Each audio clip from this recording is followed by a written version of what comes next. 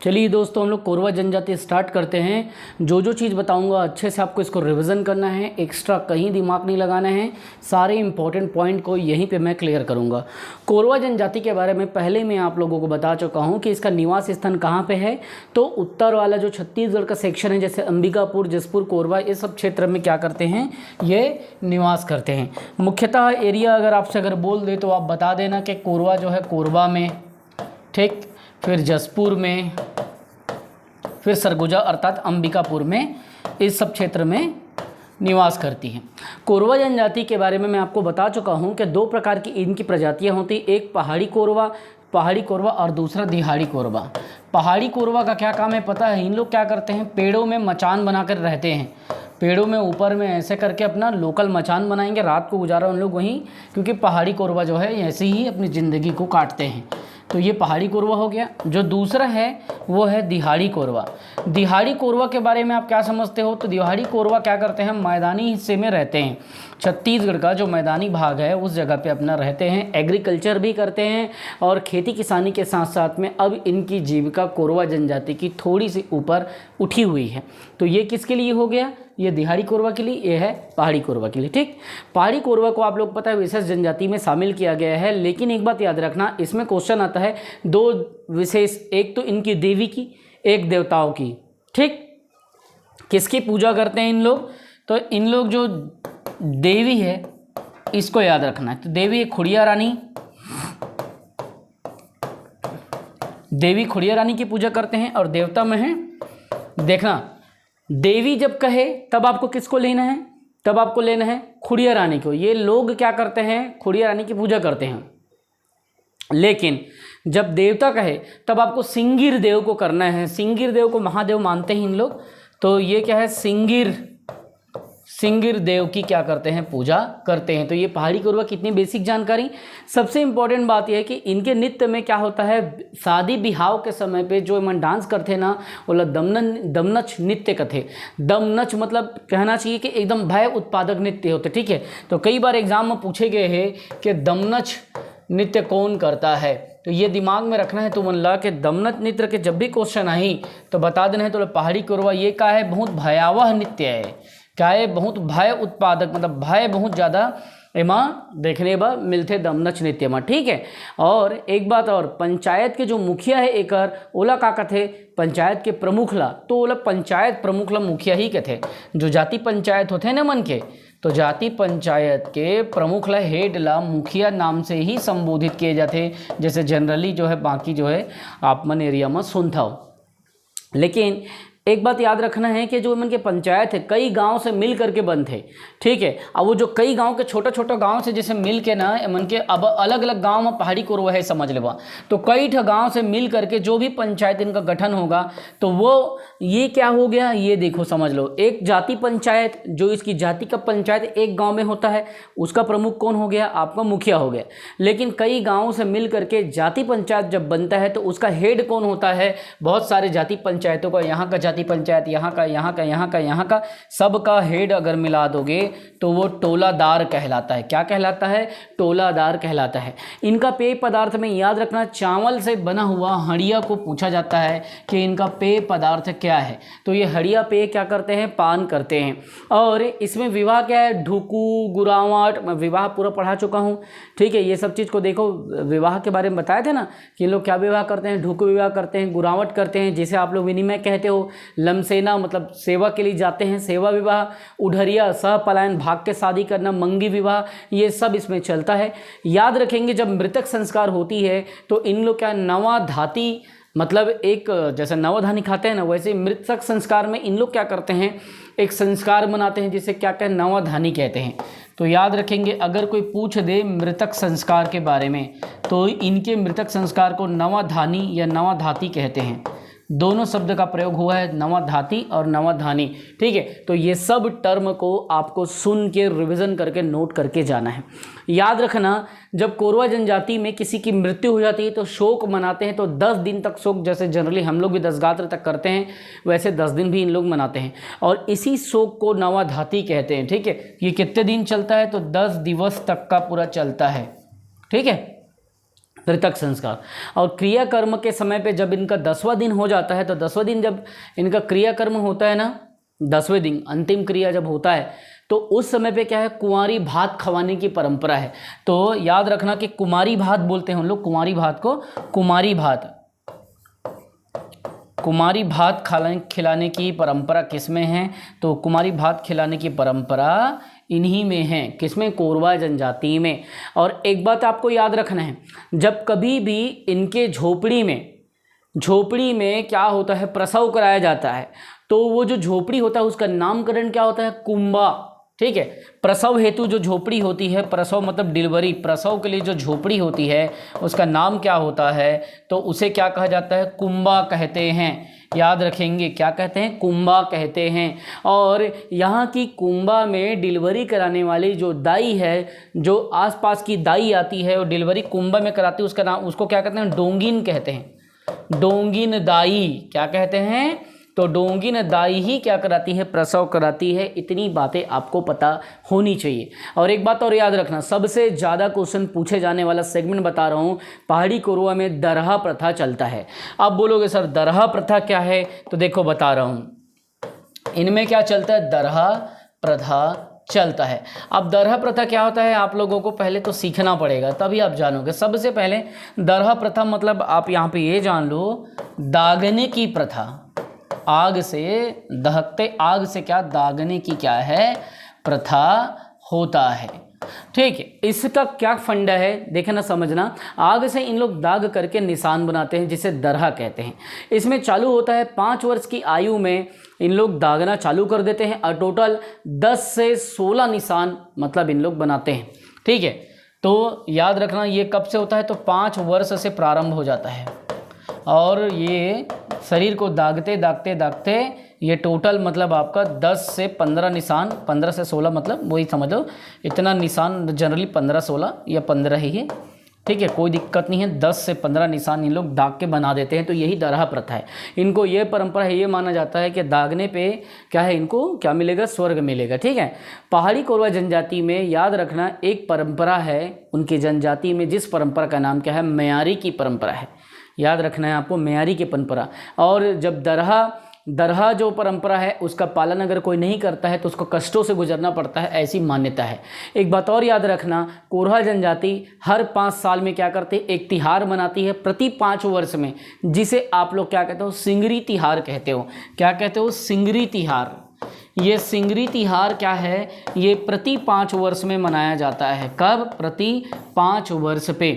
प्रति 5 वर्ष पे आपको क्या करना है, दिमाग में अगर क्वेश्चन पूछ दिया प्रति 5 वर्ष में मनाने वाले त्यौहार कौन सा है, तो आप बता देना प्रति 5 वर्ष में सिंगरी का पर्व इन लोग मनाते हैं। तो इस तरीके से पहाड़ी कोरवा को हमने ख़त्म किया। ठीक, अब मैं आपको बताता हूँ बिरहोर के बारे में। बिरहोर, तो बिरहोर भी क्या है, आपकी एक विशेष पिछड़ी जनजाति है।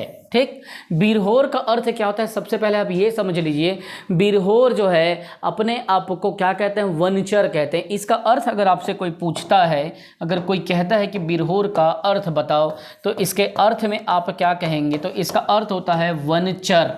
वनचर मतलब वनों में विचरण करने वाले। कहाँ पे, तो वनों में क्या करते हैं, पहले बिरहोर जो थे वनों में क्या करते थे, विचरण कर करके जीते थे। वो शहरी जीवन से बहुत दूर कर रहते थे। आज तो बिरहोर जनजाति ऐसी हो गई है कि शहर गांव सब तरफ धीरे धीरे फैलते जा रही है। ये क्या कहते हैं पता है, इनकी मानना है कि ये स्वयं क्या है, तो स्वयं ये खुद मानते हैं ना, ये जंगल के मानव मानते हैं अपने आप को। जंगल के क्या मानते हैं, मानव मानते हैं। मतलब ये कहते हैं कि हम जंगल के ही थे, जंगल के हैं, जंगल के रहेंगे। दूसरी बात, ये स्वयं को कौन से समूह के अंतर्गत मानते हैं, तो कोलारियन समूह में मानते हैं। याद रखना, अगर तुमसे पूछा जाएगा कि ये किस समूह में आता है, तो ये जनजातियों की कोलारियन समूह में आता है। किसमें, कोलारियन समूह, मतलब एक ग्रुप होता है अलग अलग ट्राइब का, तो ये स्वयं को कोलारियन समूह का क्या मानते हैं। इस बात को याद रखेंगे। कहाँ पाया जाता है बिरहोर, कहाँ पाया जाता है, ये भी उत्तर छत्तीसगढ़ में पाया जाता है, लेकिन सबसे ज़्यादा रायगढ़, जसपुर, कोरिया। ठीक है, तो याद रखेंगे 3 स्थानों पे नाम आपको दिमाग में रखना है। पहला आपका रायगढ़, रायगढ़ में पाया जाता है। दूसरा आपका दिमाग में रखना है कौन सा, तो जसपुर, और तीसरा आपको दिमाग में रखना है कौन सा, तो कोरिया। तो ये कहाँ पाया जाता है, कोरिया में पाया जाता है।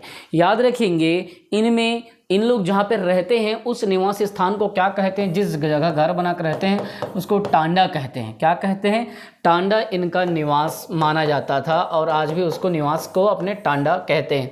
इन लोग बोलते हैं हम टांडा में रहते हैं। ठीक, दूसरी बात है इन लोग जो युवा गृह में जो सांस्कृतिक मतलब दुनिया भर की शिक्षा दीक्षा देते हैं वो युवा गृह क्या कहलाता है, तो युवा गृह को भी पूछा गया है। इनका जो युवा गृह है ये कहलाता है गीतियोना। गीतियोना क्या कहलाता है, गीतियोना इनका युवा गृह है। और एक बात और भी आपको दिमाग में रखना है, इनमें क्या होता है, देखिए छाल से मतलब मोहलाइन की छाल से क्या है रस्सी बनाते हैं, अब बांस से टुकना बना के भी अपने जीवन को चलाते हैं। तो ये बात आपको दिमाग में रखना काम में। अब भैया इसके प्रकार पे अपन बात करेंगे। इसके दो प्रकार हैं, एक होता है उथलू और एक होता है जंगही। ठीक, तो अगर आपको कहा जाए कि बिरहोर के कितने प्रकार हैं, तो वंचरों के दो प्रकार में कैटेगराइज्ड होते हैं।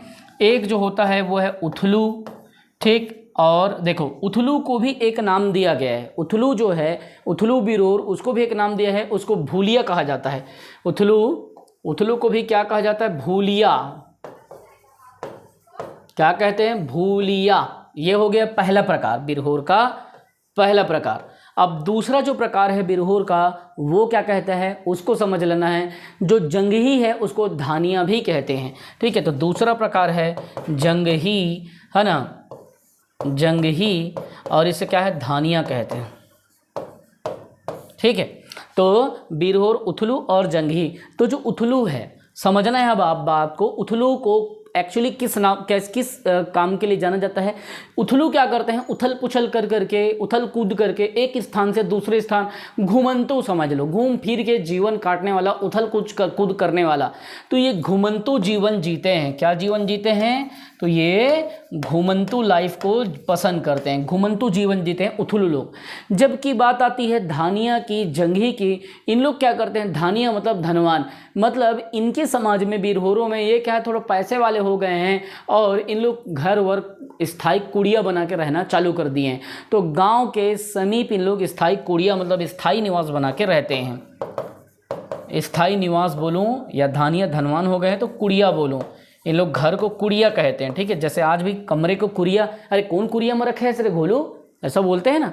तो दो कुरिया में है भैया, छोटे वाला कुरिया में जो पहली पढ़ीते वाला कुरिया में, नया कुरिया पुराना कुरिया, वैसे ही इन लोग अपने निवास को कुड़िया शब्द से संबोधित करते हैं। देखिए बिरहोर के बारे में मैं पहले ही बता चुका हूँ कि विशेष पिछड़ी जनजाति समूह में बिरहोर जनजाति का साक्षरता दर क्या है, सबसे कम है। तो इस बात को याद रखेंगे, किस में बात कर रहा हूँ मैं, तो स्पेशल प्रिमिटिव ग्रुप, इस विशेष पिछड़ी जनजाति में इनकी जो साक्षरता है वो क्या है, उन विशेष पिछड़ी जनजाति में टोटल जो 5 और जो 7 विशेष पिछड़ी जनजाति में साक्षरता क्या है, ये सबसे कम है। ये मैं बता चुका हूँ। अगर आपसे पूछ दे के विशेष पिछड़ी जनजाति में सबसे कम साक्षरता किसकी है, तो इसी की है। इतनी बातों को आपको दिमाग में रखना है।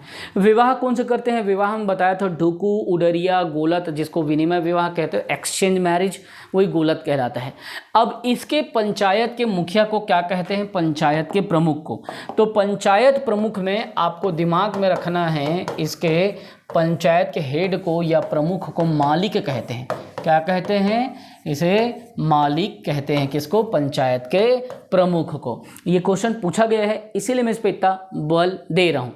और जो इनके ऊपर जो किताब लिखा था द बिरहोर, S.C. रॉय ने लिखा था। किसने, S.C. रॉय ने किताब लिखा था, क्या, तो द बिरहोर। ठीक है, आ जाए तो कोई कंजूसी मत करना, इतना मेहनत कर रहा हूँ समझाने में। और सबसे बड़ी बात, ये किस देवता की पूजा करते हैं, तो इनके इष्ट देव हैं सूरज देव। ये किसकी पूजा करते हैं, सूरज देव, अर्थात भगवान सूर्य की पूजा करते हैं। सूर्य की इन लोग अर्चना यात्रा करते हैं, याद रखेंगे, इसकी पूजा वूजा करते हैं, पूजा पाठ करते हैं। S.C. रॉय ने क्या कहा था कि बिरहोर जनजाति में कितने गोत्र है, इन्होंने, रॉय साहब ने द बिरहोर लिखा तो बताया था कि इनके टोटल 37 गोत्र है।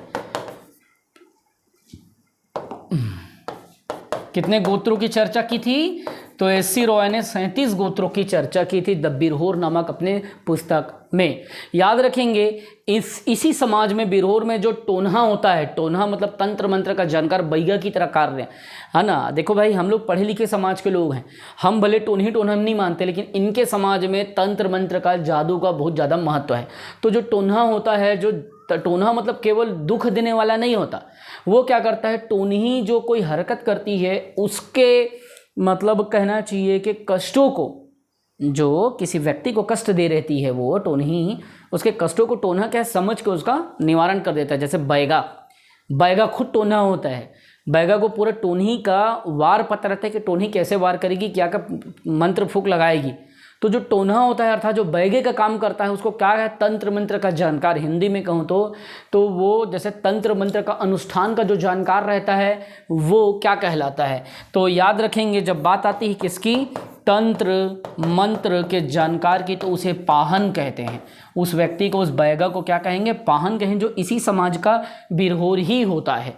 और पुनर्विवाह में आप लोगों को बता रहा हूँ, इस जनजाति में अगर विवाहिता को दूसरे व्यक्ति के साथ अगर विवाह करना हो, दूसरे व्यक्ति मतलब एक बार शादी हो गया, किसी कारण से शादी टूट गया या अलग हो गई, तो उसमें क्या होगा, इसमें शादी नहीं होगा, उसमें चूड़ी पहनाने की ही प्रथा है। याद रखना, तो मंडप में हल्दी लग के शादी नहीं होगा, इसमें चूड़ी पहनाने की ही परंपरा है, जिसे गांव में चूड़ी पहराई बोलते हैं।